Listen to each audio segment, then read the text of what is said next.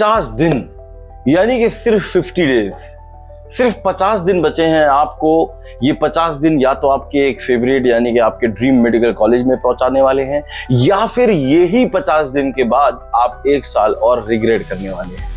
तो ये वीडियो आपके लिए बहुत इंपॉर्टेंट होने वाली है, इसलिए थोड़ी देर के लिए अपने आप को संभाल लें, अपना फोन जो है एक किनारे रख दें, उसके अंदर इस YouTube की वीडियो को खोल लें और साथ ही साथ पानी की बोतल ले लें और पानी को पी लें और चुपचाप अगले 25 मिनट्स तक आप सिर्फ मेरे साथ बने रहेंगे, क्योंकि मैं इस वीडियो के अंदर आपको बताने वाला हूं उस 50 दिन की स्ट्रैटेजी जो कि साइंटिफिक प्रूवन है कि किस तरीके से आपको ये आपके ड्रीम मेडिकल कॉलेज में पहुंचाएगी। आप अगर एक नॉर्मल स्टूडेंट हैं, आपने अब तक नॉर्मल पढ़ाई करी है, तो यकीन मानिए ये वीडियो आपको आपका dream medical college even AIR 1 तक दिला के रहेगी। इसलिए stay tuned with this video.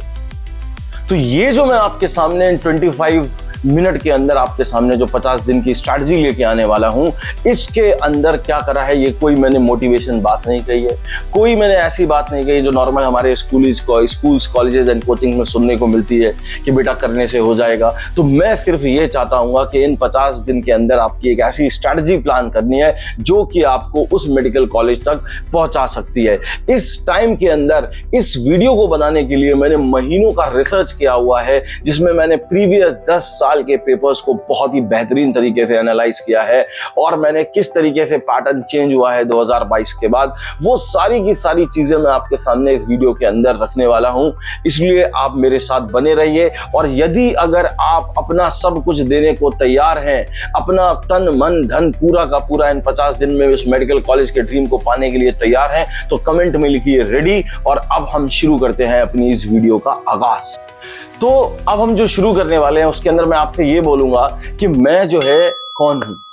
मैं जो है एक बायोलॉजी टीचर हूं जो कि बहुत ही ज्यादा रिसर्च करके आया हूं आपको इस वीडियो के माध्यम से समझाने के लिए कि किस तरीके से 10 साल के अंदर, यानी कि मैंने एटलीस्ट 1800 क्वेश्चन से बहुत ही गहन चिंतन के साथ रिसर्च किया है और मैंने क्या पाया है वो सब मैं आपको इसके अंदर देने वाला हूं।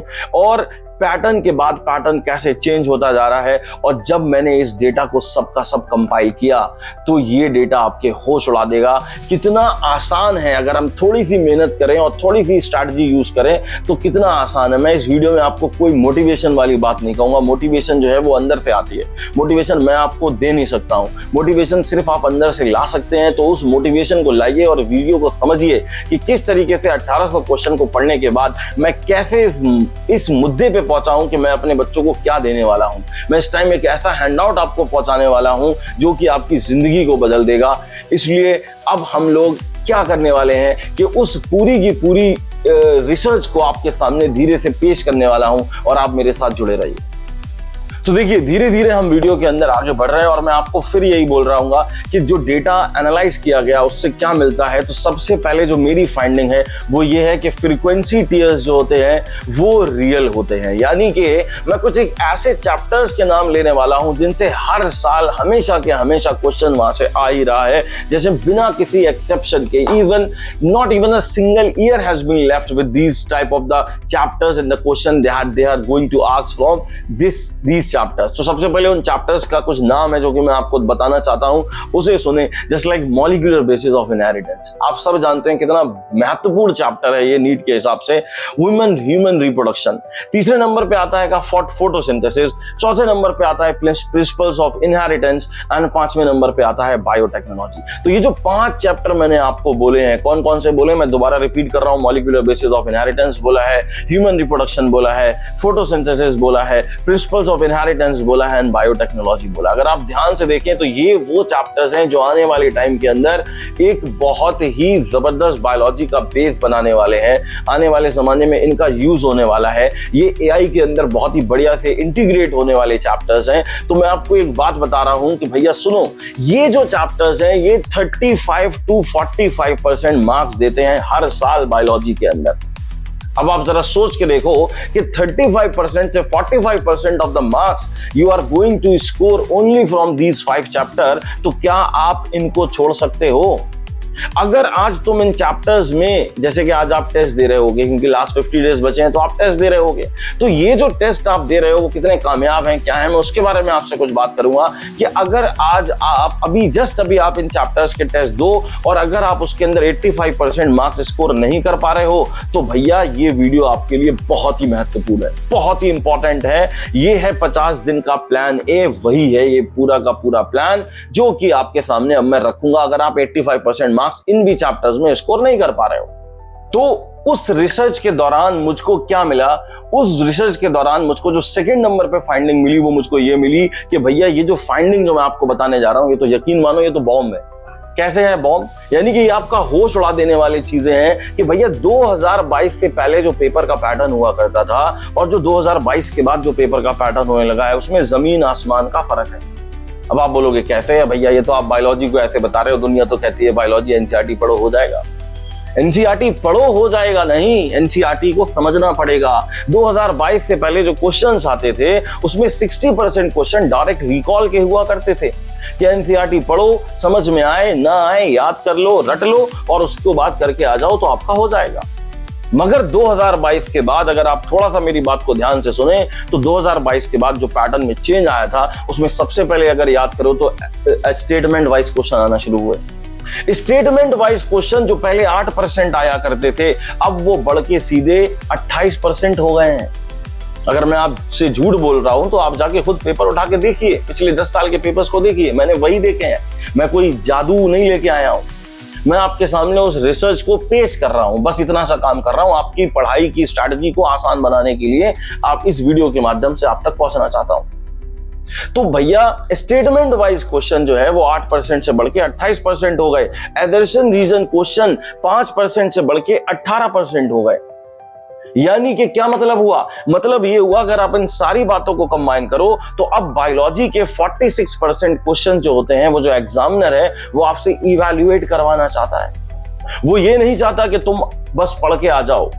और यदि अगर आप अब भी उसी वाले ढर्रे पे चल रहे हो कि आप सिर्फ एनसीईआरटी को पढ़ लेते हो, क्वेश्चंस की सिंपल क्वेश्चंस, डायरेक्ट क्वेश्चंस की प्रैक्टिस कर रहे हो, तो फिर अगर आप यही करना चाहते हो तो आप इस वीडियो को छोड़ दो, बीच में से उठ के चले जाओ। ये आपके काम की वीडियो भी नहीं है और बड़े अफसोस के साथ कहना पड़ेगा बायोलॉजी में आप कोई एक्सेल भी नहीं कर रहे हो। अब वो वाली प्रैक्टिस, वो वाली प्रिपरेशन किसी काम में नहीं आने वाली है, यानी कि उससे सिलेक्शन नहीं होता है क्योंकि अब वो स्ट्रैटेजी एग्जिस्ट नहीं करती है जिस स्ट्रैटेजी पे आप काम कर रहे हो। तो ये जो वीडियो है ये उस गलती को ठीक करने के लिए बनाई गई है। ये वीडियो के अंदर आप अपनी उन तमाम गलतियों को ठीक करेंगे जो गलतियां आप अब तक करते आए हैं। यानी कि फाइंडिंग नंबर 1 में मैंने क्या बोला था कि भैया जो टीयर्स हैं, जो फ्रीक्वेंसी टीयर्स होते हैं वो हमेशा रियल है, यानी कि बिना किसी गैप के उन चैप्टर से क्वेश्चन हमेशा आता रहा।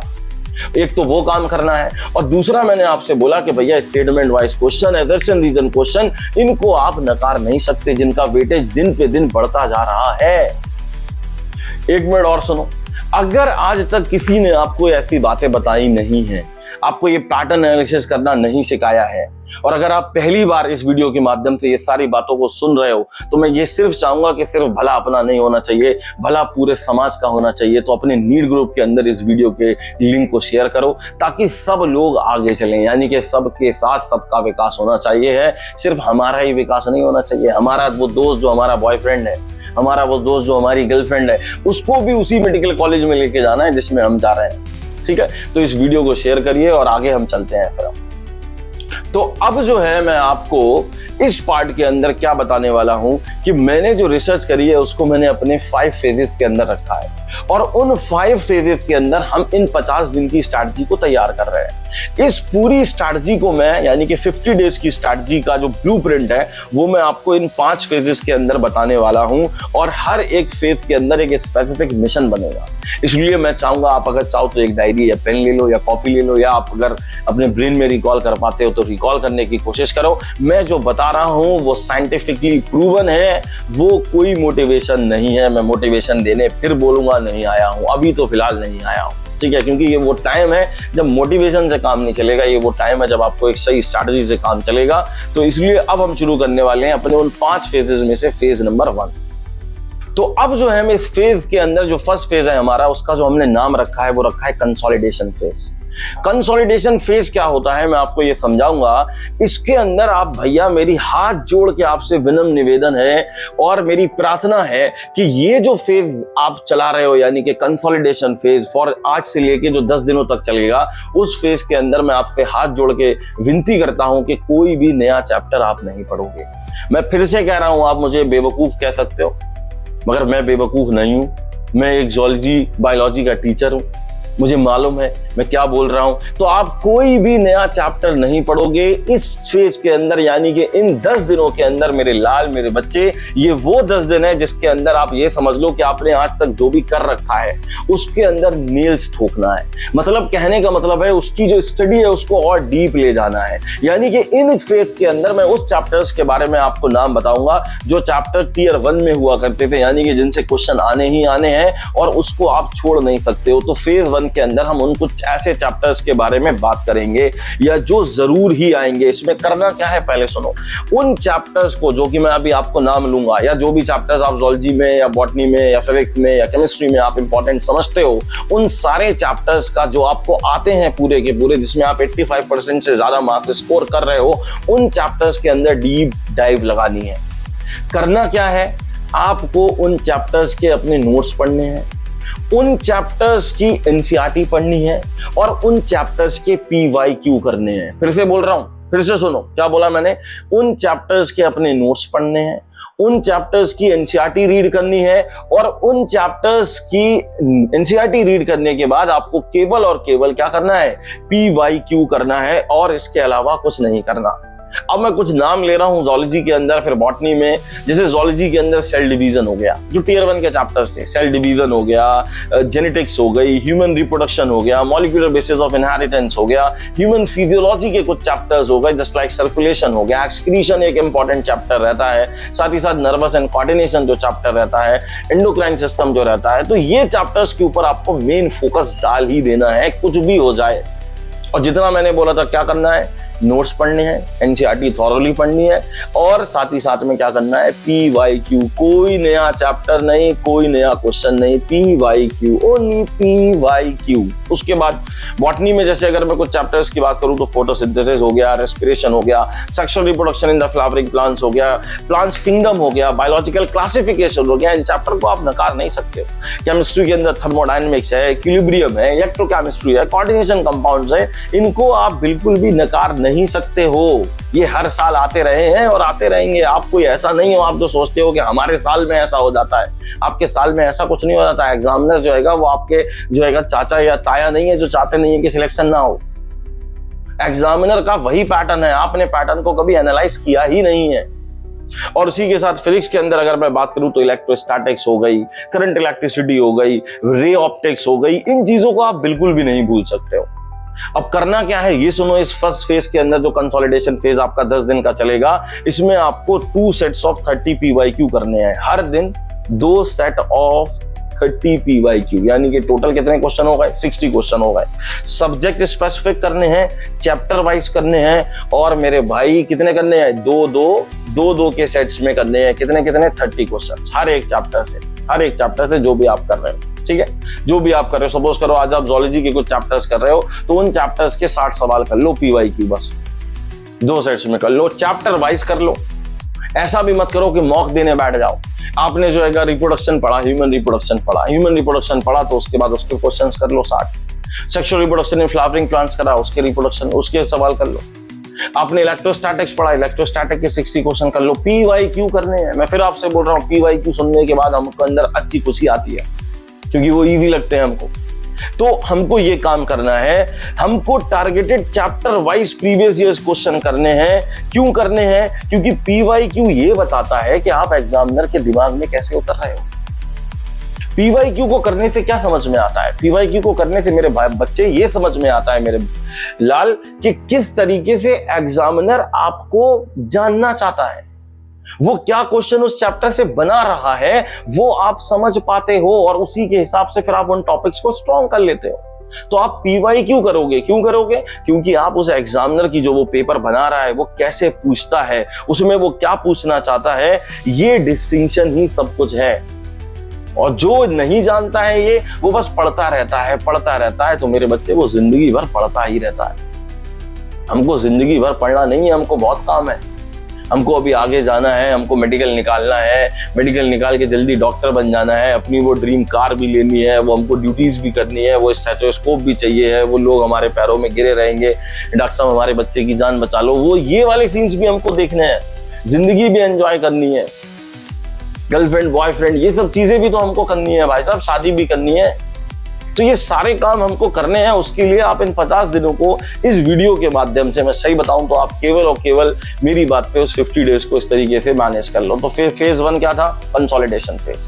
क्या बताया मैंने इसमें कि भैया आपको 10 दिन का, यानी कि आपके आज से जो 10 दिन शुरू होते हैं उसमें आपको कोई भी नया चैप्टर नहीं पढ़ना है।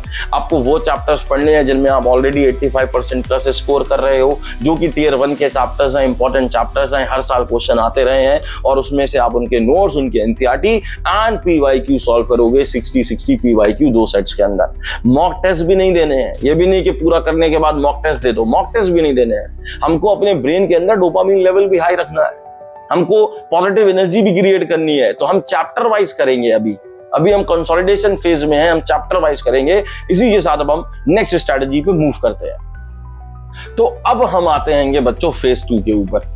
फेज 2 के अंदर क्या करेंगे? उससे पहले हमने फेज 1 में जो करा था वो हमने अपनी दिक्कत को दूर कर लिया। हमने 10 दिन देके अपने उन तमाम चैप्टर्स को तैयार कर लिया है जो कि 100% क्वेश्चन पूछे ही जाने हैं। 45 to 60% क्वेश्चन जिनसे आने ही आने हैं वो हमने कर लिया। अब जो हम फेज 2 में चल रहे हैं, फेज 2 के अंदर अब हम 2022 से जो चेंजेस आए हैं उस स्ट्रैटेजी को तैयार कर लेते हैं। क्या आए हैं चेंजेस? आपको भी मालूम है, स्टेटमेंट वाइज क्वेश्चन बढ़ गए हैं, एडिशन रीजन बेस्ड क्वेश्चन बढ़ गए हैं। तो मैं आपसे बोलूंगा कि इस फेज के अंदर, यानी कि डे नंबर 11 से लेके और डे नंबर 22 तक, 11 से लेके 22 तक के बारे में अगर मैं आपसे बात करूं तो आपको करना क्या है कि हर दिन अपने इस फेज 2 के अंदर, यानी कि 10 दिन के लिए आपको 20 स्टेटमेंट बेस्ड क्वेश्चन करने हैं। कितने क्वेश्चन करने हैं? 20 स्टेटमेंट बेस्ड क्वेश्चन करने हैं। स्टेटमेंट बेस्ड क्वेश्चन जो बच्चे नहीं समझ पा रहे हैं उन्हें मैं बता दूं कि how many of these statements are correct, which of the following are correct, which of the following are not correct. तो ये वाली जो क्वेश्चंस आते हैं वो हमको करना है। स्टेटमेंट 1, स्टेटमेंट 2 ऐसे क्वेश्चंस आते हैं। उन क्वेश्चंस की तैयारी हमको इन 10 दिनों के अंदर करनी है। साथ ही साथ हमको 15 एडिशन रीजन भी सॉल्व करने हैं डेली के डेली। तो कितने करने हैं? 20 क्वेश्चन किसके करने हैं? स्टेटमेंट वाइज के। और 10 क्वेश्चन किसके करने हैं? एडिशन रीजन के। अब आप बोलोगे कैसे करेंगे 20 क्वेश्चन? तो 20 क्वेश्चन के अंदर 10 क्वेश्चन तो आप करोगे बायोलॉजी के, जोलॉजी एंड बॉटनी मिला के। 5 क्वेश्चन आप करोगे केमिस्ट्री के एंड 5 क्वेश्चन करोगे आप फिजिक्स के। कौन से? स्टेटमेंट वाइज क्वेश्चन करोगे। और एडिशन रीजन जो 15 क्वेश्चन कर रहे हो उसके अंदर भी आप क्या करेंगे कि 5 बायोलॉजी के करेंगे, 5 केमिस्ट्री के करेंगे, 5 फिजिक्स के करेंगे, और एनसीईआरटी बेस्ड रहेंगे। क्या रहेंगे? एनसीईआरटी बेस्ड पे रहेंगे। जैसे कि अगर मैं जोलॉजी में आपसे बात करूं तो जोलॉजी के अंदर molecular basis of inheritance, evolution, biotechnology, इन 3 चैप्टरों ने ही 2022 से लेके 2024 के बीच में 60% से ज्यादा एआर दिए हैं। ये रिसर्च आपने कभी नहीं करी, आप बस तैयारी कर रहे हो। तो ये चीज लेके आ रहा हूं मैं आपके सामने कि 2022 से लेके 2024 के बीच में इन 3 चैप्टर, जोलॉजी की अगर मैं बात करूं तो कौन कौन से चैप्टर्स मैंने बोले? मॉलिक्यूलर बायोलॉजी बोली, बायोटेक्नोलॉजी बोली और इवोल्यूशन बोला। इन तीनों चैप्टर से आपके इतने सारे, यानी कि लगभग 60% एआर जो है वो केवल इन्हीं से बने हैं। बॉटनी के अंदर अगर हम बात करें तो प्लांट्स ग्रोथ एंड हार्मोन्स वाला जो चैप्टर है वो, ठीक है, उससे एआर बनते हैं। और थोड़ी देर में मैं आपको, पहले मैं फेजेस को कंप्लीट कर लूं। After the completion of the phases I will tell you कैसे एआर को ठीक करना है, क्योंकि एआर लोग ज्यादातर गलत कर देते हैं। एआर के अंदर स्पेशली गलत करके आते हैं। Assertion is true, reason is true, if reason is the correct explanation और नॉट द करेक्ट एक्सप्लेनेशन। ये मैक्सिमम बच्चे गलत करते हैं, क्योंकि एआर करते टाइम ऐसा लगता है कि मैं ही भगवान है, पुनीची भगवान है, सब सही लग रहा है। तो वो चीज को हम लोग रेक्टिफाई करेंगे। तो भैया हमने 1 से 10 की स्ट्रैटेजी कर ली, कंसोलिडेशन फेज बना लिया। हमने 11 से 22 हमने कर लिया, हमने अपनी ये सब चीजों को दूर कर लिया। स्टेटमेंट बेस पे हमने कमांड कर ली, हमने एआर पे कमांड कर ली। अब हम चलेंगे अपने फेज 3 के अंदर। तो मेरे प्यारे बच्चों, अब हम आ गए हैं फेज 3 के ऊपर।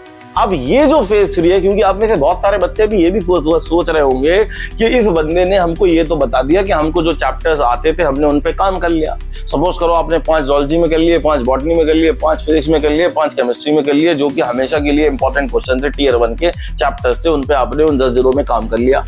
ARB आपने तैयार कर लिए, स्टेटमेंट बेस भी तैयार कर लिए, बट आप में से बहुत सारे ये सोच रहे होंगे कि भैया जो मैक्सिमम चैप्टर बचे हैं उनका हम क्या करें, वो तो हमको आते ही नहीं थे। तो इसके लिए हम फेज 3 लेके आए हैं। फेज 3 का मतलब होता है भैया वीक जोन एलिमिनेशन, यानी कि ये उसी तरीके से है मेरे डॉक्टर साहब जैसे कि सर्जरी आप करते हो।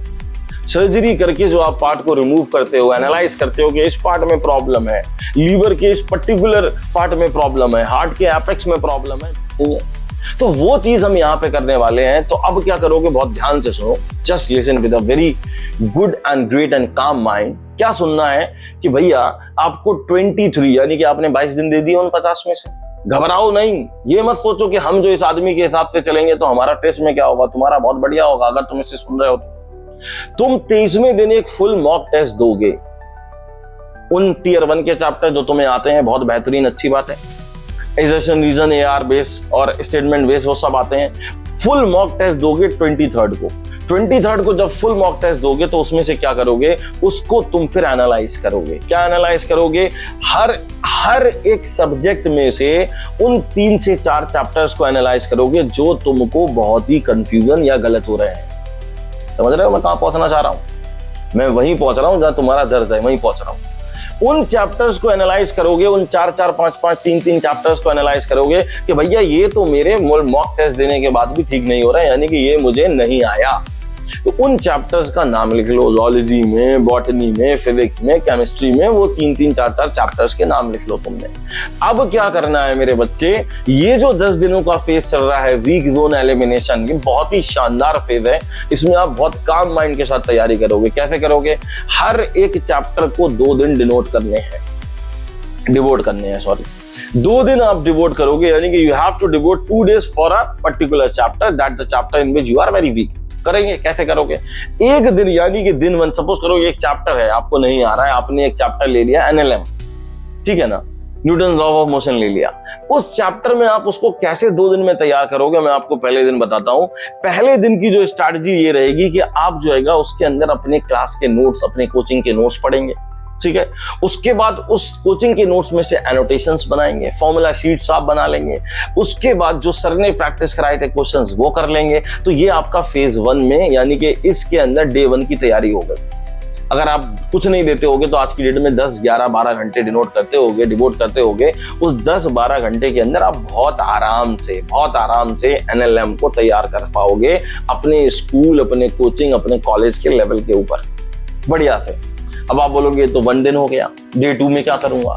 भाई डे 2 में तुम क्या करने वाले हो कि उसी चैप्टर से रिलेटेड जो तुमने कल तैयार करा था उसका रिवीजन छोड़ के आज आप 40 PYQ तैयार करोगे, उसके ओनली 40 PYQ तैयार करोगे उसी चैप्टर के।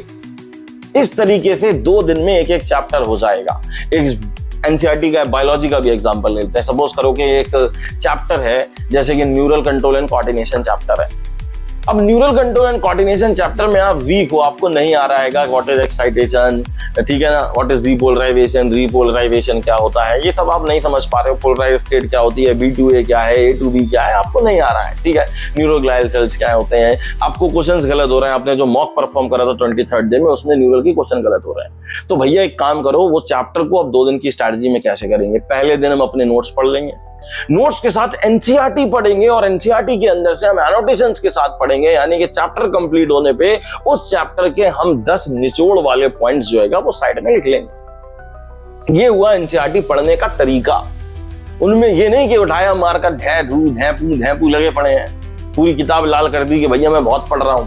तुम घंटा नहीं पढ़ रहे हो, इसको पढ़ना नहीं बोलते हैं कि मारकर घिसे जा रहे हो, किताब लाल कर दी, पीली कर दी। घर वाले बोल रहे हैं मेरा बच्चा तो पूरी किताबें लाल पीली कर दे रहा है, जिंदगी लाल पीली हो जाएगी। ऐसे करना क्या है भैया कि एनोटेशंस बनाने हैं, यानी कि उस चैप्टर में से 10, 12, 20 पॉइंट्स निकालने हैं जो उस चैप्टर का मर्म है, और उसको आप अलग रखोगे। ये 1 दिन की तैयारी हुई डे 1 बायोलॉजी। और डे 2 बायोलॉजी में क्या करने हैं, फिर वही चीज है कि उस चैप्टर से रिलेटेड 40 PYQs कर लेने हैं, उस चैप्टर से रिलेटेड AR कर लेने हैं, स्टेटमेंट बेस्ड क्वेश्चन कर लेने। तो ये काम आपको कर लेना है। इस तरीके से अगर आपको 10 दिन दिए गए तो आप 5 चैप्टर तैयार कर पाओगे। तो वो सबसे इंपॉर्टेंट 5 चैप्टर निकालो। जूलॉजी जल्दी हो जाएगी तो आप 1 दिन में 2 भी निपटा सकते हो। बॉटनी जल्दी हो जाएगी, 1 दिन में 2 निपटा दोगे। केमिस्ट्री जल्दी हो जाएगी, 1 दिन में 2 कर लोगे। 1 दिन में 2 का मतलब 2 दिन में 2 चैप्टर कर लोगे।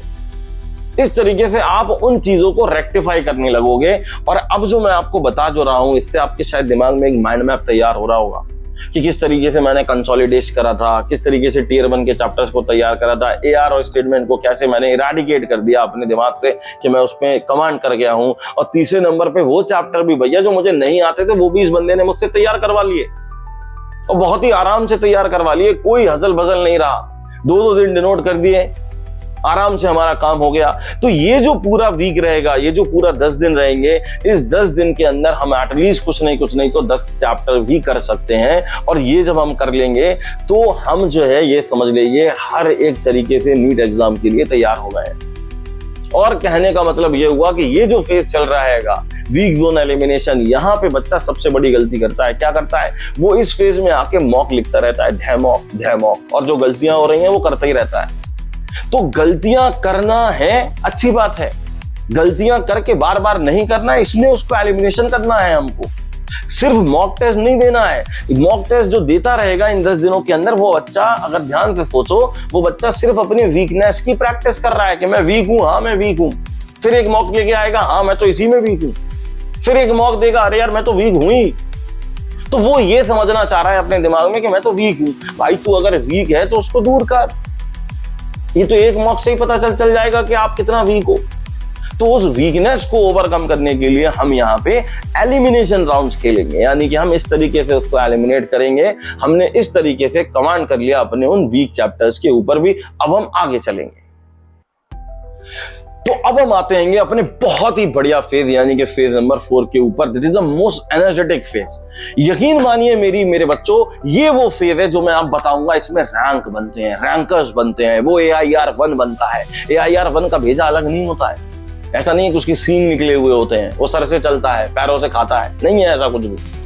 वो स्ट्रैटेजी के साथ काम करता है, जो मैंने आपको प्रीवियस वीडियो में बताए थे, आप वो भी जाके देख सकते हैं। मगर अभी फिलहाल आप कोई वीडियो मत देखो, इसे सुनो। इन 50 दिन में सिलेक्ट हो जाओ, फिर सुनते रहना, फिर देखते रहना। तो ये जो फेज मैं आपको बता रहा हूं, इसके अंदर रैंक्स बनते हैं, और रैंक्स कैसे बनते हैं वो सुनो। अब ऐसा करना है कि ये हमारा जो टाइम आ गया है, ये आ गया है 34 से 44 डेज का। कर लिया हमने 1 से 10 कर लिए, 11 से 22 कर लिए, 22 से हमने 32 कर लिए, 33 कर लिए। अब हम आ गए हैं 34 डे पे। तो भैया 34 से 44 डे, यानी कि ये जो 10 डेज है, अब हमको अपनी रैंक बनाना है। कैसे बनाना है? आपको इन 10 दिनों के अंदर 6 मॉक टेस्ट देने हैं, फुल मॉक टेस्ट देने हैं। क्या देने हैं? कमेंट में लिखो, मॉक टेस्ट देने हैं। तो फुल मॉक टेस्ट देने हैं, मगर कैसे देने हैं? अल्टरनेट डेज पे देने हैं। यानी कि आज एक देना है, कल नहीं देना है, पढ़ना है, परसों देना है। आज एक देना है, कल नहीं देना है, पढ़ना है, फिर देना है। यानी कि आपको अल्टरनेट डेज पे 6 मॉक टेस्ट दे रहे हैं, और बहुत ही शानदार तरीके से दे रहे हैं। अब मॉक टेस्ट कैसे देने हैं? मॉक टेस्ट आपको उसी कंडीशन में परफॉर्म करने हैं जैसे आप एग्जामिनेशन हॉल में परफॉर्म करोगे। याद करो, ये वो दिन होगा जब D-Day होगा तुम्हारा, और तुम जाओगे 2 बजे से लेके 5 बजे तक बैठोगे, और उससे पहले ही बैठ जाओगे, और उसके बाद में निकल के आओगे। यानी कि लगभग 3.5 घंटे तक तुम एग्जामिनेशन हॉल में रहोगे। एग्जामिनेशन हॉल हमारे पापा का बनवाया हुआ नहीं होता है, हमारे ताया का, मौसा जी का बनवाया हुआ नहीं होता है, AC नहीं होता है। हो सकता है सीट्स आपके अकॉर्डिंग कंफर्टेबल ना हो, सीट टिक टिक टिक टिक करती रह सकती है। तो उस कंडीशन को बनाओ अपने कमरे के अंदर। गर्मी में पेपर दो, ठीक है? गर्मी में पेपर दो। ये नहीं कि मैं पानी पी के आता हूँ, मैं थोड़ा सूसू करके आ जाता हूँ, ठीक है ना? ये सब कुछ नहीं करना है। मोबाइल साइड कर देना है, कुछ भी नहीं करना है। बिल्कुल उसी तरीके से बैठ के पेपर देना है जैसे you are going to perform in your examination hall. उसी तरीके से आपको परफॉर्म करके दिखाना है। उस 3.5 घंटे का जब आप मॉक दे दोगे तो 3.5 घंटे के बाद निकल के नाचना नहीं है, क्योंकि आपने अभी कोई नीट का एग्जाम नहीं दिया है, मॉक दिया है। तो मॉक के बाद में वो जो 45 मिनट होंगे, जब आप एग्जामिनेशन को कंप्लीट करके कर लोगे, तो उन 45 मिनट में अपने उस मॉक को चेक करना है मेरे बच्चे। अब आप सोचोगे मैं कहां ले जा रहा हूं आपको, ये सोच के देखिए। आप जो है आपने तैयार कर लिए सारे चैप्टर्स, वीक जोन पे भी काम कर लिया, AR स्टेटमेंट भी तैयार कर लिए। अब आप जो है मॉक दे रहे हो, और मॉक देके आप क्या करोगे? उन 45 मिनट के अंदर आप ये एनालाइज करोगे कि मेरी गलतियां क्या हो रही हैं मेरी गलतियां। इनका आप अब एक लिस्ट बनाओगे, और उस लिस्ट के लिए एक डायरी मेंटेन कर सकते हो, या एक लॉग बुक बना सकते हो, या एक चार्ट बना सकते हो कि गलतियां क्या क्या हो रही हैं मेरी। मैं फिर आपसे बोलूंगा, सिर्फ हार्ड वर्क से काम नहीं होता है, साइंटिफिक टेम्परामेंट के साथ साथ स्ट्रैटेजिक अप्रोच लगाने से ही काम होता है। अगर हार्ड वर्क से काम होता तो रिक्शे वाला दुनिया का सबसे अमीर होता, सब्जी वाला बहुत अमीर होता। ठीक है, तो हम वो चीज को नहीं करने वाले हैं। हार्ड वर्क कुछ नहीं होता है, हार्ड वर्क इंपॉर्टेंट है, मेहनत तो करनी पड़ेगी, लेटे लेटे नहीं हो जाएगा, मेहनत करनी पड़ेगी, मगर स्ट्रैटेजी के साथ करेंगे। हमें और एक नई स्ट्रैटेजी के साथ करने वाले में फर्क होता है। भाई 23 लाख 24 लाख बच्चा जब फॉर्म भरता है तो 1 लाख ही क्यों सिलेक्ट होता है? क्योंकि 1 लाख बच्चे के पास ही स्ट्रैटेजी होती है, बाकी के जो 22 से 25 लाख बच्चे हैं वो सिर्फ डांस करने आते हैं, और डांस करने वालों की भीड़ बहुत ज्यादा होती है। शादी में एक ही दूल्हा होता है, बाकी सब नाचते हैं। तो आप उनके बारे में मत सोचो जो नाच रहे हैं कि यार ये तो कितने आसानी से कर ले रहा है, क्या कर, कुछ नहीं कर रहा है, वो आप करो। कैसे करोगे? वो मॉक टेस्ट दे दिया, 45 मिनट बैठे, 45 मिनट बैठ के ही उस कमरे से बाहर जाना है, अपनी मम्मी पापा गर्लफ्रेंड बॉयफ्रेंड किसी से भी मिलने जाना है तो 45 मिनट के बाद जाना है। उस 45 मिनट में आप अपनी गलतियों का एनालाइज करोगे और उन गलतियों को 5 कैटेगरी के अंदर बांटोगे। किसमें बांटोगे? 5 कैटेगरीज के अंदर। अब उन 5 कैटेगरीज के नाम सुनो, लिख लो, अभी लिखो कि हम type 1, type B, type C, type D, type E type की कैटेगरी में बांटेंगे। सबसे पहली कैटेगरी के अंदर जो है वो क्या होगा? कॉन्सेप्ट गैप नाम की एक कैटेगरी है। कॉन्सेप्ट गैप क्या होता है मेरे बच्चे? कि जब आप पेपर को कर रहे होते हो तो आपने देखा होगा कि कुछ क्वेश्चंस ऐसे होते हैं जो आपने चैप्टर को पढ़ा था मगर आज आप उनको सॉल्व भी नहीं कर पाए। आपको मालूम है कि मुझे आता है, यस मुझे आता है, मगर मुझे आया ही नहीं।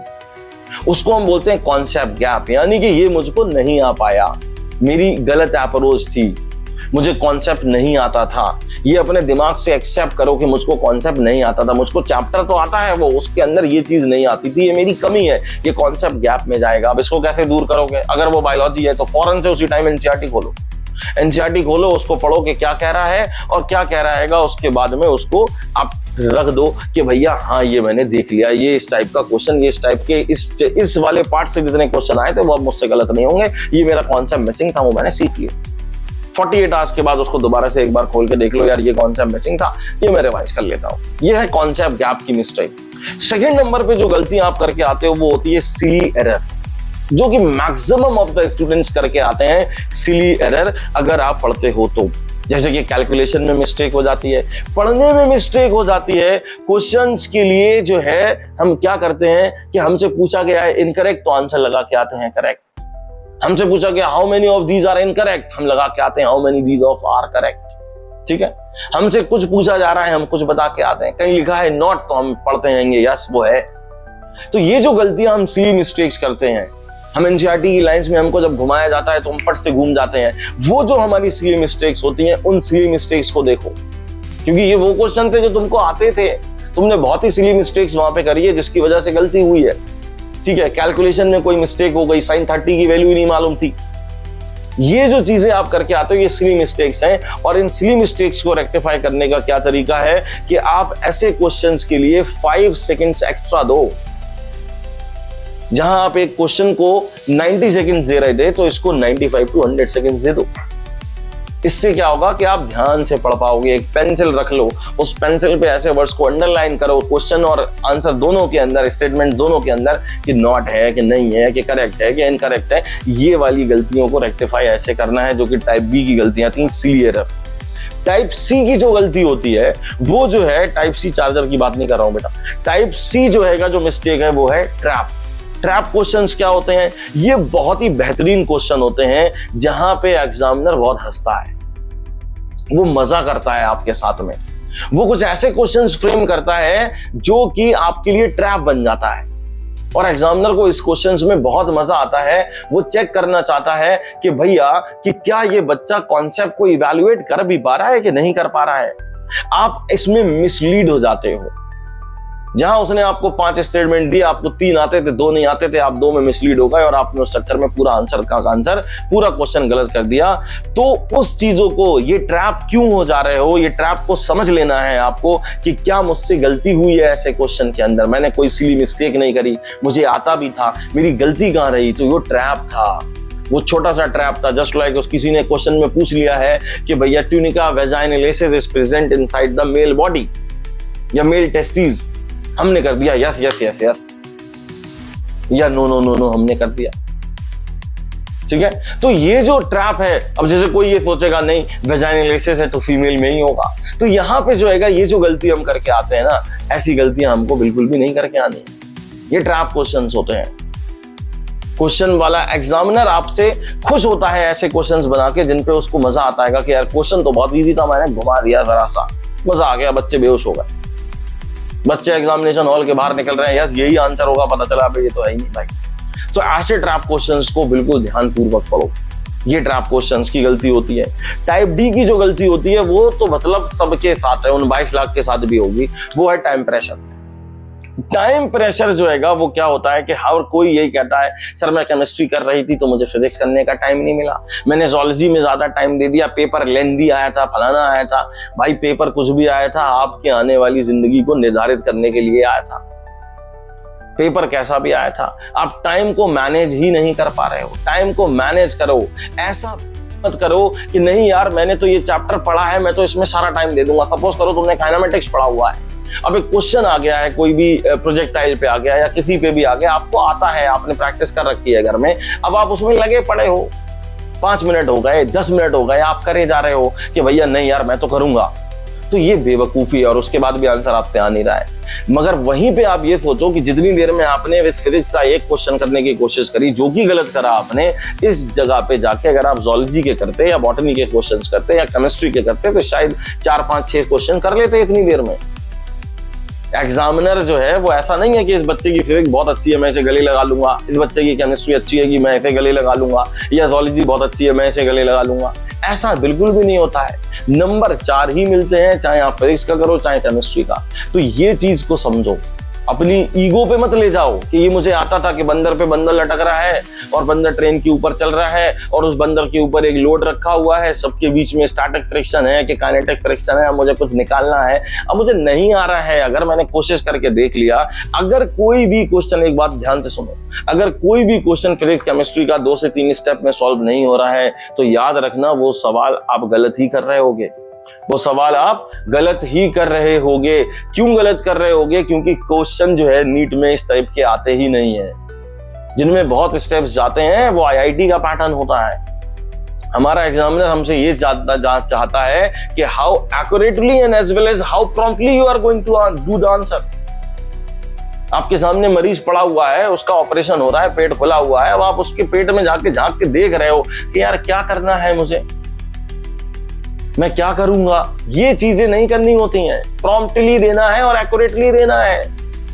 नीट कहीं अलग है आईआईटी से, नीट एक अलग दुनिया है, आईआईटी एक अलग दुनिया है। यहां पे accuracy along with the prompt के साथ चाहिए। तो ये चीज आप याद रखिए, टाइम को मैनेज करिए। हर सवाल के ऊपर आप जो है 90 सेकेंड्स का टाइम जो है वो देंगे और 90 सेकेंड से ज्यादा का टाइम नहीं देंगे। ऐसा बिल्कुल भी नहीं करेंगे कि नहीं ये मेरा फेवरेट है मैं लगा पड़ा हूं, ऐसा नहीं करना है। टाइम एडजस्ट करो सबके लिए। उसके बाद आती है भैया लास्ट टाइप की मिस्टेक, लिख रहे हो कि नहीं लिख रहे हो। ये मालूम चल रहा है कि मैं क्या बक रहा हूं आपके सामने, कुछ सीरियसनेस जाग रही है कि नहीं जाग रही है।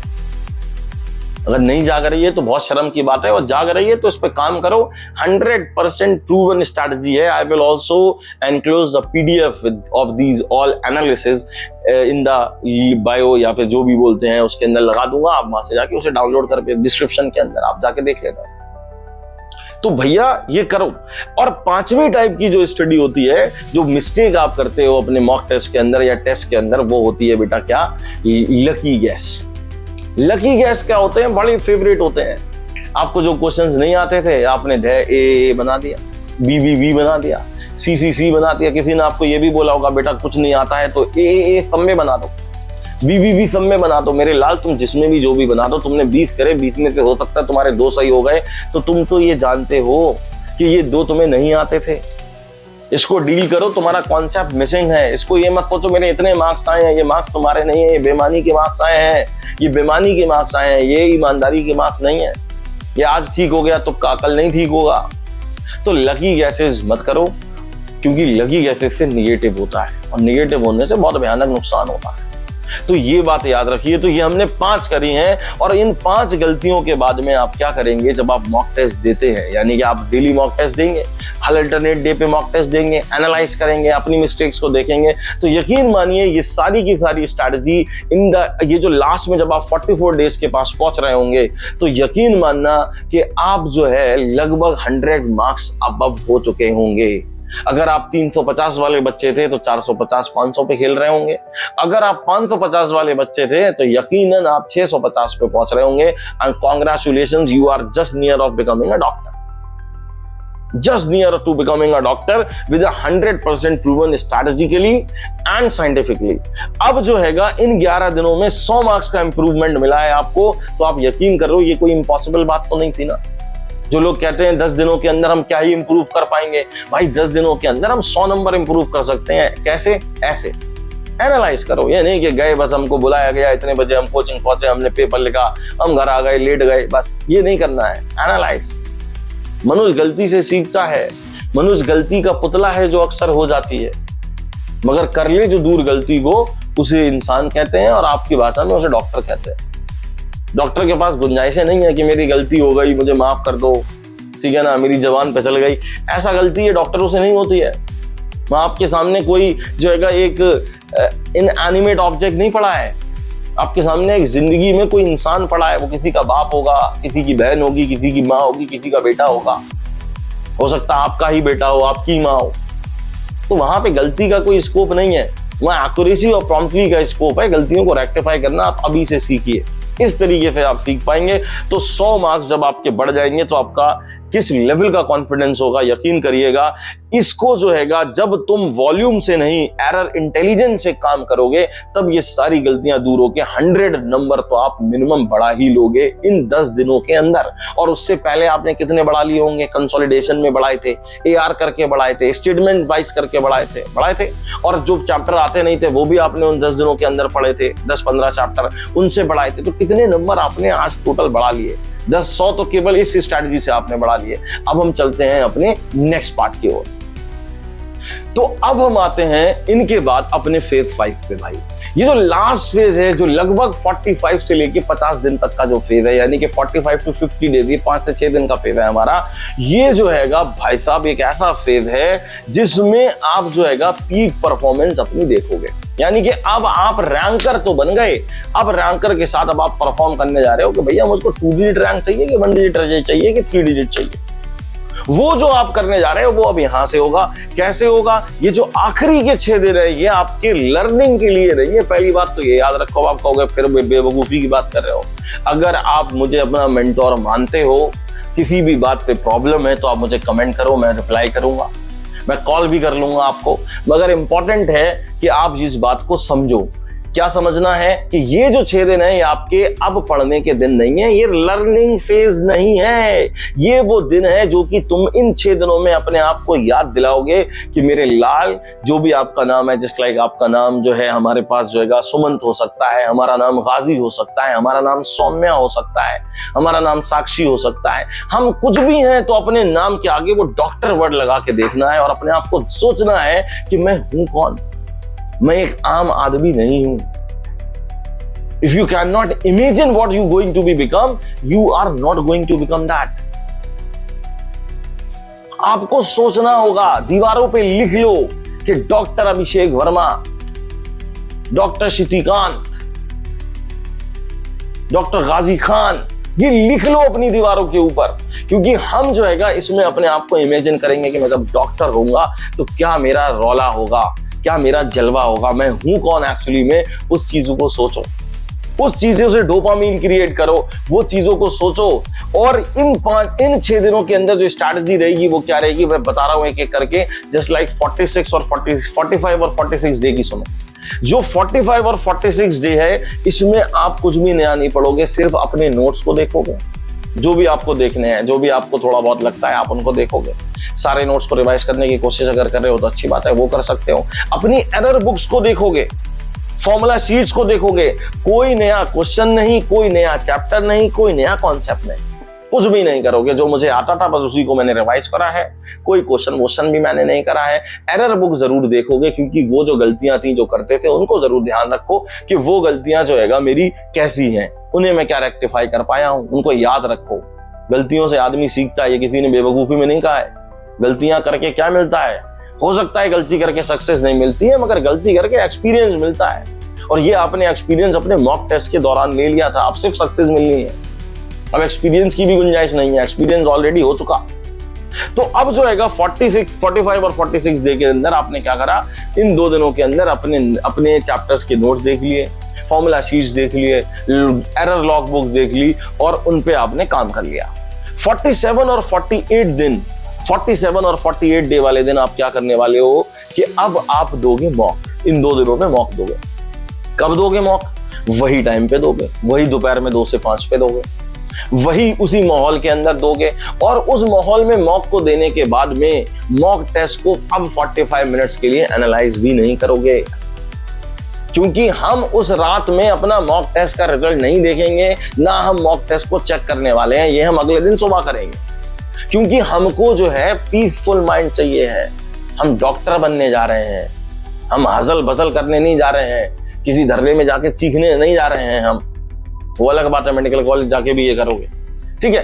तो वो जो आप नहीं करने जा रहे हो, यानी कि आप उस रात अपना रिजल्ट चेक नहीं करोगे, क्योंकि हमारी इवनिंग पीसफुल रहना चाहिए है, हमारी इवनिंग रिएक्टिव नहीं होना चाहिए। बिकॉज हमने जितना भी पढ़ा है वो मेमोरी हमारे सोते टाइम बनती है, इसलिए हमको बहुत आराम की नींदें लेना है, अपने आराम से सोना है, ये चीजें हमको करना है। रिएक्टिव इवनिंग को नहीं रखना है।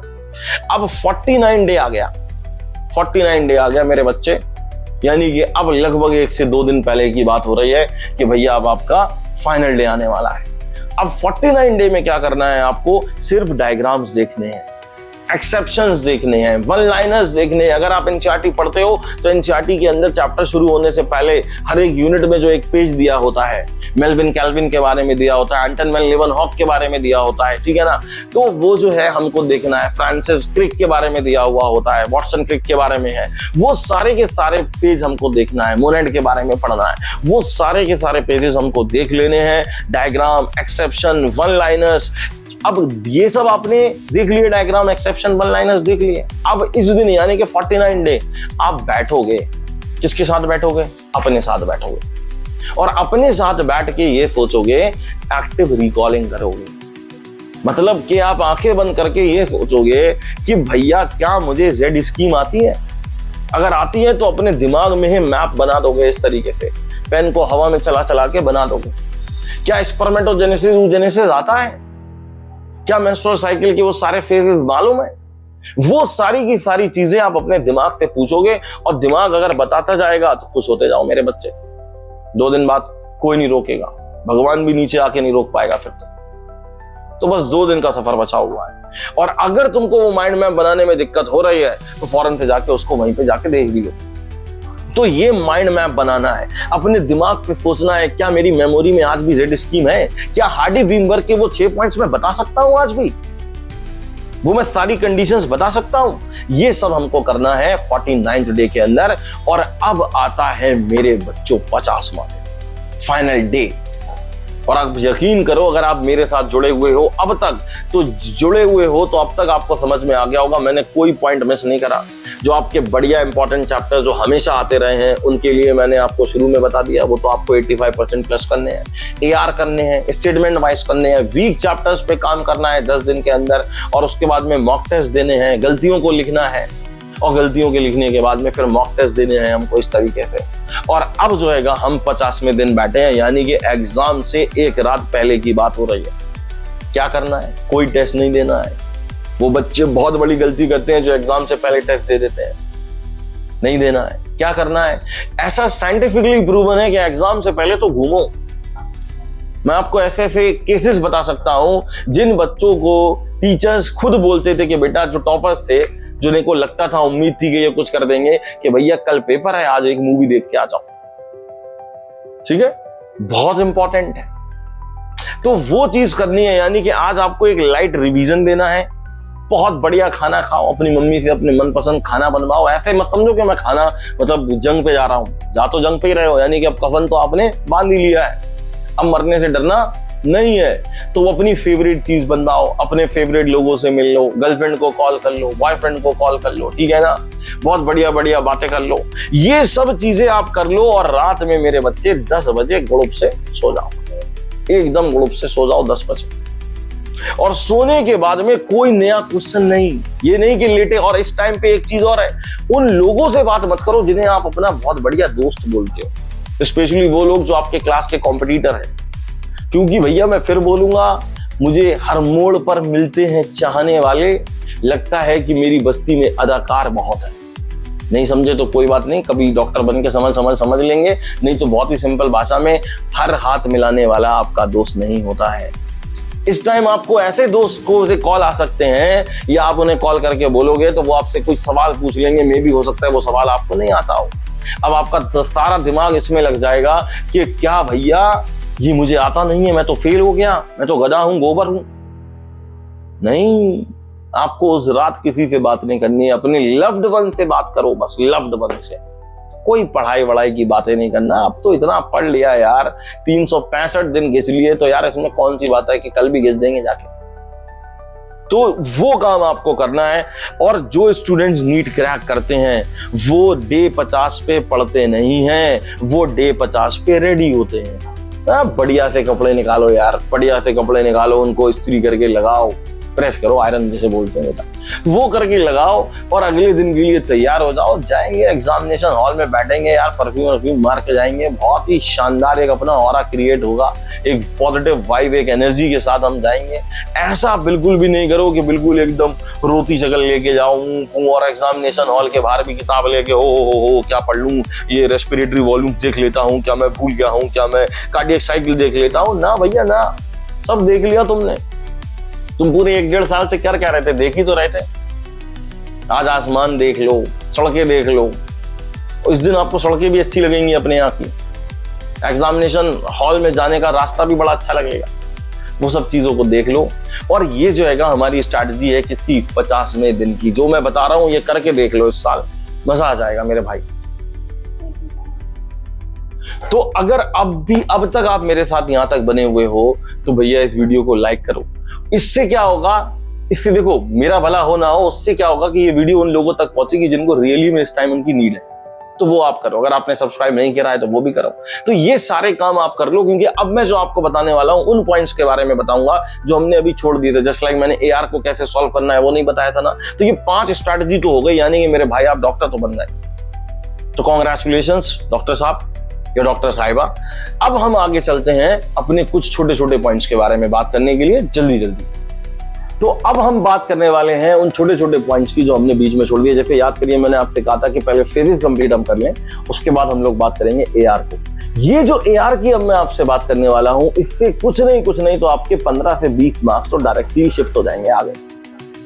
क्योंकि अब जो हैगा ऐसा हुआ है कि बायोलॉजी के अंदर अगर आप देखोगे, मैं बायोलॉजी की स्पेसिफिक बात करूं तो 46% क्वेश्चन स्टेटमेंट और AR से ही आ रहे हैं।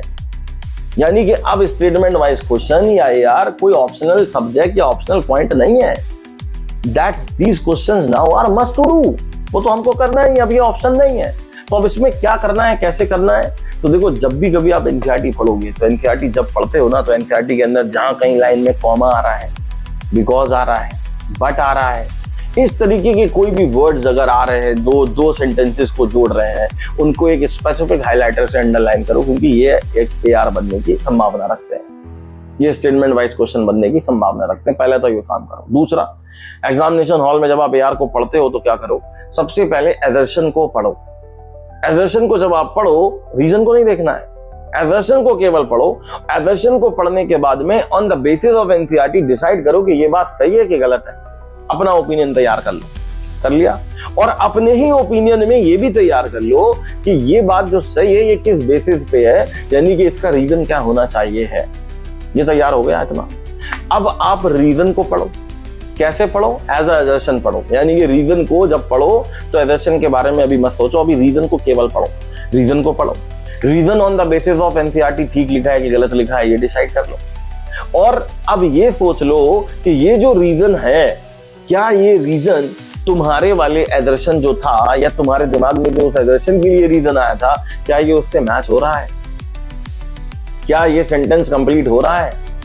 और अगर ये एग्जैक्टली एनसीईआरटी बेसिस पे बेटा कंप्लीट हो रहा हो तो भैया आप लगा दो आंसर को ABCD अकॉर्डिंग टू दैट। और ये भी याद रखो, अब ABCD शफल हो गया है, 2022 के बाद ये भी सफल हुआ है। पहले हमेशा एम्स बेस्ड पैटर्न होता था कि ए है तो एदर्सन रीजन ट्रू है, reason is the correct explanation, B है तो ए और आर दोनों ट्रू है, reason is not the correct explanation. तो अब जो है ये भी समझ लो कि उनमें से प्रॉपर्ली आंसर्स को देखो, ऑप्शंस को देखो और ऑप्शंस को देखकर उनको मार्क कर दो। तो ये एदर्सन रीजन सॉल्व करने की बेस्ट टेक्निक होती है। एदर्सन पढ़ो तो रीजन मत सोचो, रीजन पढ़ो तो एदर्सन को अभी मत सोचो, पहले रीजन को डिसाइड कर लो कि सही है कि गलत है। अब दोनों को मैच कराओ अपने अकॉर्डिंगली। अगर तुमने एदर्सन रीजन को सॉल्व करने की ट्रिक को पहचान लिया है तो भाई साहब क्या करोगे, एक थम्स अप बना दो। और दूसरी चीज, मैं इस पूरे की पूरी जितनी भी बातें आपके सामने कर रहा हूं इसकी एक PDF जो है एनक्लोज कर रहा हूं, उसको बढ़िया से देखिएगा। बढ़िया से देखने के बाद में आप जो है जस्टिफाई करिएगा कि जो मैंने कहा है वो सही है या गलत है, या आप अपने अकॉर्डिंगली तैयारी करते रहोगे, केवल मिस्टेक्स की प्रैक्टिस करते रहोगे रेदर देन टू एलिमिनेट। अगर आप ऐसा करते रहोगे तो बढ़िया है, मगर अच्छा नहीं है मेरे बच्चे। या आपको अच्छा लग सकता है बिकॉज इसमें आपको कंफर्ट फील होता होगा अपने आप को बार बार बेवकूफ बताने में, मगर ये अच्छी बात नहीं है। ठीक है, तो यहां तक की बातें अब हमने कर ली हैं। अब हम आते हैं अपने नेक्स्ट पार्ट के ऊपर। अब आपको मैं जो है कुछ सब्जेक्ट्स के कुछ हिट्स देने वाला हूं, कुछ मूव्स देने वाला हूं जिनको आपको जल्दी जल्दी सुन लेना है। चुपचाप से सुन लो या लिखना चाहते हो तो लिख लो। मैं आपको ये बताने वाला हूं इन चैप्टर्स में से किन किन चीजों पे ज्यादा ध्यान देना है। ये इंपॉर्टेंट बातें हैं। कैसे?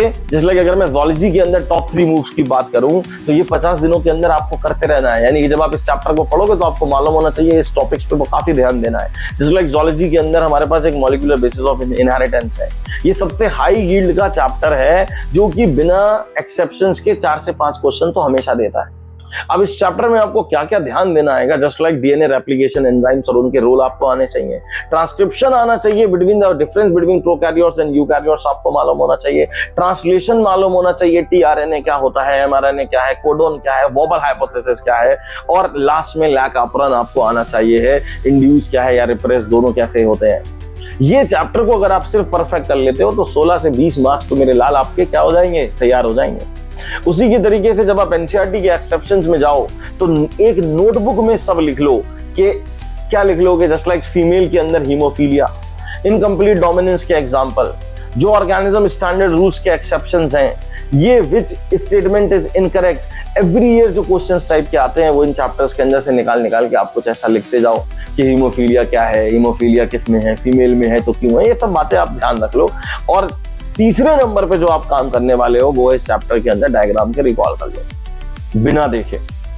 और भी कुछ चैप्टर्स के अंदर रिप्रोडक्शन के अंदर जस्ट लाइक याद करो तो कुछ डायग्राम को रिकॉल आपको हमेशा आना चाहिए। That is the difference between spermatogenesis and oogenesis। Her stage का नाम क्या होना चाहिए, कितनी किसी की प्लॉइडी क्या होती है, कौन 2n है, कौन n है, ऊटिड किसे कहते हैं, ठीक है, पोलर बॉडी कितनी है, फीमेल अगर फर्टिलाइज नहीं हुई है तो कितनी पोलर बॉडी बढ़ेंगी। ये सब बातें आपको आनी चाहिए हैं और ये क्वेश्चंस जो है आपको हर हाल में करने होते हैं। जस्ट लाइक एक छोटी सी बात करते हैं, ईसीजी की बात करो। ईसीजी में सबसे पहले तो आप मुझे ये बता दो कि ईसीजी का इंस्ट्रूमेंट क्या कहलाता है और ईसीजी का ग्राफ क्या कहलाता है, कमेंट में लिख के बता दो। तो इसमें आपको 30 सेकंड में मालूम होना चाहिए कि पी वेव क्या स्टेट करती है, QRS क्या स्टेट करता है, टी वेव क्या स्टेट करती है। इतना आसान है अगर आपको करना है तो इन चीजों को याद रखो। इसी तरीके से बॉटनी के अंदर भी जस्ट लाइक फोटोसिंथेसिस के अंदर Z स्कीम आपको आनी चाहिए, cyclic versus non cyclic photophosphorylation क्या होता है, C3 C4 के प्लांट्स के बीच में कंपैरिजन क्या होता है, स्टेटमेंट फॉर्मेट, यानी कि ये 3 से 4 सवाल हमेशा आते रहे हैं। ठीक है, प्लांट्स के अंदर जब प्लांट किंगडम में आप चले जाते हो तो वहां पे आपको मालूम होना चाहिए what is the ploidy level between the that bryophyte, pteridophyte, gymnosperm and angiosperm, ये आपको मालूम होना चाहिए।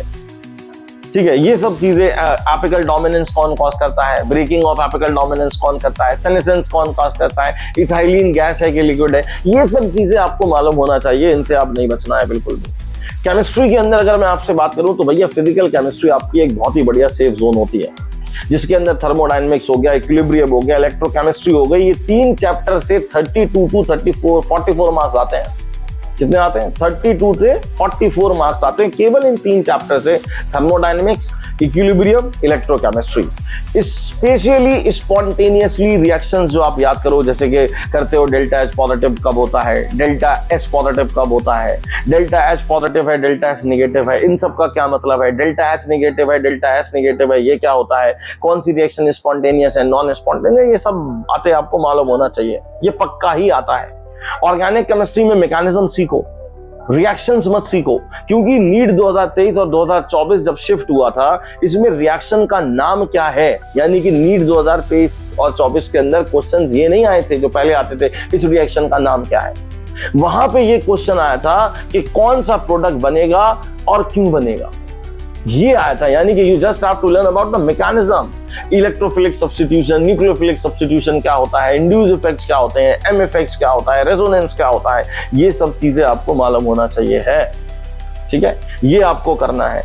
और यहाँ पे जस्ट लाइक कुछ ऐसे चैप्टर्स हैं जो बच्चे छोड़ देते हैं, वो आपके लिए पॉजिटिव बन जाएगा। जस्ट लाइक केमिस्ट्री के अंदर biomolecules, polymer, chemistry in everyday life, 12 से 16 मार्क्स का तो इन चैप्टर से ही आता है, जो कि आप बिल्कुल इसको बेवकूफ बना के अपने आप को बेवकूफ बना लेते हो एक्चुअली में, और ये चैप्टर छोड़ के भाग जाते हो। तो 12 से 16 नंबर का इनसे आता है। यानी कि अगर आप कुछ नहीं करोगे तो एक बार एक्टिव रिकॉलिंग भी, एक बार बैठ के पढ़ भी लोगे तो भी आपका हो जाएगा थोड़े दिनों के अंदर। यानी कि मुश्किल से 6-7 घंटे में आप इन तीनों चैप्टर को लपेट सकते हो, ये काम कर लो। फिजिक्स के अंदर भी इलेक्ट्रोस्टैटिक्स हो गया, current electricity, electrostatic and current electricity itself state for 22-24 marks. ये तो AIR 1 जोन लाने के लिए 80% क्वेश्चन जो है वो आपको यहां से मिल गए, आप इतना अच्छा मूव कर गए। ऑप्टिक्स हो गई, मॉडर्न फिजिक्स हो गई, इन दोनों को मिला के 28 से 36% मार्क्स आते हैं। मिरर फॉर्मूला आना चाहिए, यंग डबल स्लिट एक्सपेरिमेंट का फ्रिंज विड्थ निकालना आना चाहिए, फोटो इलेक्ट्रिक इफेक्ट क्या होती है, ठीक है, ये सब हमको मालूम होना ही चाहिए। न्यूक्लियर बाइंडिंग एनर्जी कैसे निकालते हैं, ग्राफ को रीड कैसे करते हैं, ये सब पता करो। और फिजिक्स में न्यूमेरिकल स्ट्रैटेजी लगानी है। नीट का हर न्यूमेरिकल 2 से 3 स्टेप में सॉल्व होता है। अभी मैंने बोला था, अगर 3 स्टेप से ज्यादा लग रहे हैं या 90 सेकंड से ज्यादा लग रहा है तो मेरे बच्चे उस सवाल को छोड़ दो, उसकी जगह कोई और क्वेश्चन कर लो। जिद मत करो, जिद आदमी जो है वो पीछे ही रहता है, अगर जब तक आपकी जिद अच्छी ना हो तो। जिद के साथ साथ स्मार्टनेस चाहिए जो कि आपको दिखानी है, ठीक है। तो ये सब नोट अगर कर लिया है तो कमेंट में लिख दो कि सबसे बढ़िया, सबसे स्ट्रॉन्गेस्ट सब्जेक्ट तुम्हारा कौन सा है, ये मुझे बता दो। या अपने आप से ऑनेस्ट रहो, अपने आप से बिल्कुल ऑनेस्ट रहो इस टाइम पे, किसी की बातों में नहीं आओ, अपने आप से ऑनेस्ट रहो। और तुमको अगर कोई टॉपिक है, कोई प्रॉब्लम है, कुछ समझ में इस वीडियो से नहीं आ पाया, आप उसको डायरेक्ट मैसेज कर सकते हो, कमेंट में लिखो, मैं आपको रिप्लाई करूंगा। और ये पूरी की पूरी आपको अब तक की स्ट्रैटेजी AIR 1 की तरफ लेके चली ही गई है, बिल्कुल चली गई है। तो देखो बच्चों, अब तक हमने सारी स्ट्रैटेजी डिस्कस कर ली। अब एक काम करते हैं, थोड़ी सी 2 मिनट के लिए स्ट्रैटेजी को किनारे रख दो। स्ट्रैटेजी को किनारे रखने के बाद मैं आपसे एक बात बोलूंगा कि देखो, यहाँ पे हम जो बनना चाह रहे हैं, जो हम बनने जा रहे हैं, उसके लिए माइंडसेट बहुत इंपॉर्टेंट होता है। हमारा माइंडसेट एक ऐसा होना चाहिए, हम स्ट्रेस में नहीं रह सकते हैं, क्योंकि आप by being a student of the NEET या you are a doctor basically, तो आपको मालूम होगा कि अगर आप स्ट्रेस में रहोगे, there will be a release of cortisol in your body and cortisol will block the hippocampus lobe, जो कि रिस्पॉन्सिबल है फॉर शॉर्ट टर्म को लॉन्ग टर्म बनाने के लिए और मेमोरी रिट्रीवल के लिए। इसलिए ये काम बिल्कुल मत करो, स्ट्रेस में मत रहो। इस टाइम कोई स्ट्रेस मत लेना आएगा, बिल्कुल भी स्ट्रेस नहीं लेना आएगा। और क्या करना है, मैं आपको कुछ 2-3 बातें बताता हूं जो आपको करना है।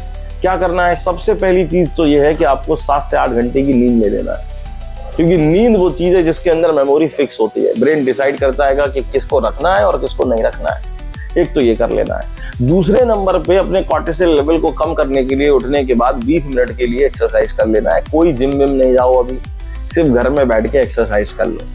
कुछ भी कर सकते हो, योगा कर सकते हो, ठीक है ना, मेडिटेशन कर सकते हो, इस तरीके की कुछ चीजें कर लो जिससे आपका कॉर्टिसोल लेवल क्या हो जाएगा, कम हो जाएगा, मतलब मेमोरी ज्यादा बनने लगेगी।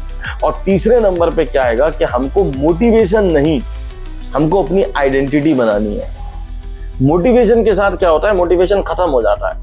अभी मैं आपको एक मोटिवेशन की बातें बता दूं, आपके अंदर जोश आ जाएगा, घर तक पहुंचोगे और उसके बाद में थोड़ा सा जो है बैठोगे, उसके बाद लगेगा अरे यार ये तो छोड़ो, वो तो बोल के चला गया। तो आइडेंटिटी बनानी है। अपने आप को ये मत बोलो, अपने आप से ये मत बोलो कि मुझको AIR 1 लाना है, अपने आप से ये बोलो कि मैं वो लड़का हूं या मैं वो लड़की हूं जो AIR 1 ही लाता है।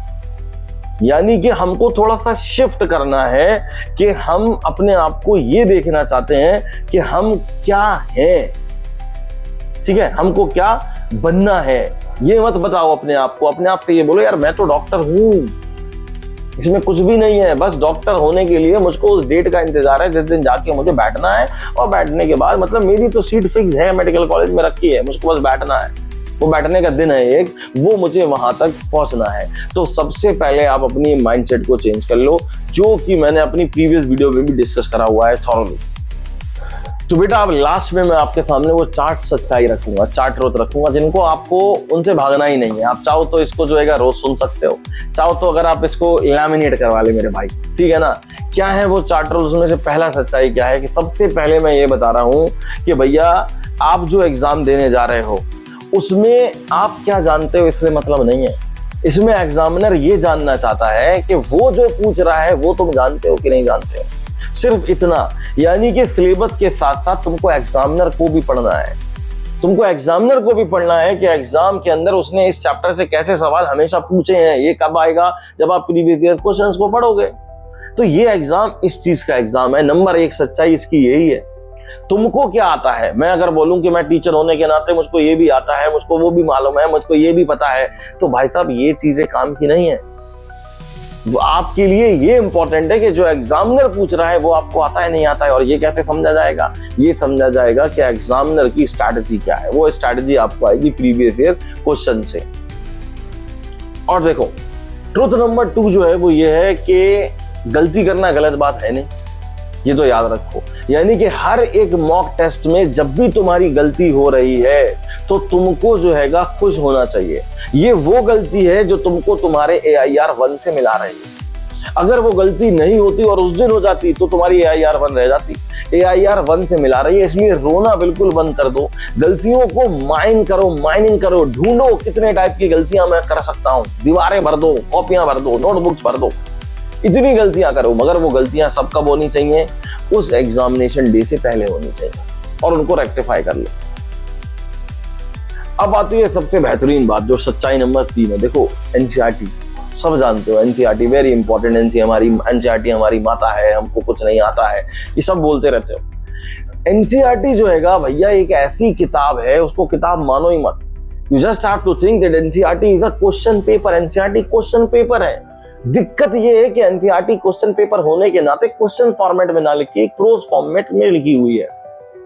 इसलिए उसको एक स्टूडेंट की तरह रीड नहीं करो, उसको एक डिटेक्टिव की तरह रीड करो कि इस लाइन से ये निकलेगा, इस लाइन से ये निकलेगा, इस लाइन से ये निकलेगा। ये चीजें उसमें से ढूंढते रहो कि NCERT की ये लाइन कितने सवाल बना सकती है। और ये सब मदद भी करते हैं लोग, आपकी मदद करने वाले हैं, आपके स्कूल कॉलेजेस कोचिंग सब मदद करते हैं। डायग्राम बेस्ड क्वेश्चंस ढूंढते रहो इधर उधर कहीं पे। ये समझ लो कि ये जो 50 दिन अभी बचे हैं, NCERT का एक एक वर्ड तुम्हारे दिमाग से निकलना नहीं चाहिए, छपा होना चाहिए कि NCERT में ये चीज लिखी हुई थी और हमने उसे ढूंढा है उनको। तो NCERT तो तुम्हारे लिए क्या है? मस्ट है। वो वही बात है कि NCERT अभी माँ है, हमारी दूसरी माँ है, ठीक है, याद रखो इस बात को। और ट्रुथ नंबर हमारा 4 वो ये है मेरे बच्चे कि देखो 50 दिनों की इंटेलिजेंट, स्ट्रैटेजिकली साइंटिफिक प्रूवन मेहनत जो होती है वो उस पे कहीं भारी पड़ जाती है मेरे लाल, जो बच्चे 4-4, 5-5 साल ड्रॉप करते हैं। हमको एक भी ड्रॉप करने की जरूरी नहीं है। हम अगर एक नॉर्मल स्टूडेंट्स हैं तो 50 दिन काफी हैं हमारे पास। अगर हमने रेगुलर पढ़ रखा है, हमको आते हैं टियर 1 के चैप्टर्स, 85% स्कोर कर रहे हैं या नहीं भी कर रहे हैं तो इस स्ट्रैटेजी को फॉलो कर सकते हैं। तो आप जो हैगा भैया बहुत आराम से इसी साल अपने फेवरेट मेडिकल कॉलेज के अंदर एंट्री ले लेंगे। तो ये बात तो बिल्कुल याद रखिए कि किस तरीके से आपको एंट्री ले लेना है। यानी कि 50 दिनों के अंदर डिसिप्लिन चाहिए है। इन दिनों के अंदर अब डिसिप्लिन की, ये इनडिसिप्लिन की गुंजाइश नहीं है। ये नहीं कि आप इनडिसिप्लिन आज मेरा रह गया, अब आज वाली बात नहीं है। बस 50 दिन मेडिकल कॉलेज और कुछ नहीं देखना चाहिए। खाना है, सोना है, एक्सरसाइज करनी है और पढ़ना है। और कैसे? इस वीडियो के अकॉर्डिंग पढ़ना है। देखो रेस अभी शुरू भी नहीं हुई और रेस अभी खत्म भी नहीं हुई। स्टार्टिंग गन जब चलेगी, जब तुम इस वीडियो को देखने के बाद में इस वीडियो को बंद कर दोगे और अपनी इस वीडियो के अकॉर्डिंग अपनी स्ट्रैटेजी को प्लान करके, और जो है अपनी स्ट्रैटेजी को प्लान करके क्या करोगे कि इस वीडियो के अकॉर्डिंगली पढ़ना शुरू करोगे, यानी कि इसकी इग्निशन गन चलाओगे। तो ये जो है काम आपको करना है। तो देखो भैया क्या बात क्या है कि मैं जानता हूँ कि थोड़ा सा मुश्किल भी है, मैं जानता हूँ कि अभी तुम जो है थोड़ा सा स्ट्रेस हो, है क्या कि तुम्हारे साथ अभी स्ट्रेस है, एक एंजाइटी है थोड़ा सा। ये जो प्रॉब्लम है तुम्हारे साथ, इसका भी हमको दूर करना है।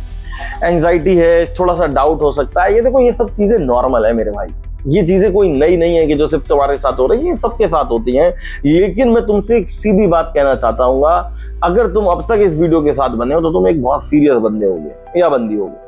क्या करना है तुमको कि ये जो है, मैं एक लाइन बोलूंगा कि तुम प्रिपेयर्ड हो, तुम कैपेबल भी हो, और ये 50 दिन मैं बताऊं तो बहुत है। एक आध दिन अगर गड़बड़ हो भी जाए तो कोई बात नहीं, ये 50 दिन बहुत है। आप केवल और केवल स्ट्रैटेजी को फॉलो कर लो। यू हैव टू प्रूव, एक बात को याद रखना कि तुमको ये प्रूव करना है कि तुम इस चैनल पे सिर्फ आते नहीं हो, तुम जो है इस चैनल से कुछ सीखते हो और उसे प्रूव करने जाते हो। यानी कि सिर्फ आना ही मकसद नहीं है, सिर्फ सीखना मकसद नहीं है, सीख के अपने आप को प्रूव करवाना है। तो सीखो और प्रूव करवा दो। तो देखो लास्ट में मैं आपसे बस यही कहना चाहूंगा, बेटा बहुत मेहनत करी थी इस वीडियो को बनाने के लिए, आप लोगों के लिए। तो अब मैं आपसे ये कहना चाहूंगा कि you just have to go and prove. जो भी आपने इस वीडियो में सीखा है उसे जाके प्रूफ कर दो अब। और दूसरी बात यह है कि मैं इस वीडियो के साथ फिर से बोल रहा हूँ कि पीडीएफ जो है वो इसके साथ मर्ज करके भेज रहा हूँ आपको, डिस्क्रिप्शन में मिल जाएगी, आप उसको देख लो एक बार में। और अब फाइनली डिसिप्लिन के साथ लग जाओ।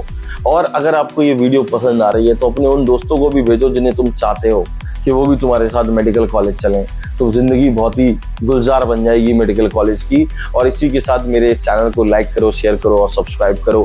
Thanks for watching, very very thank you. And more than the thanks, I would like to say that at least very much thankful for believing in me and just go and prove that this strategy is right and you are also the right person.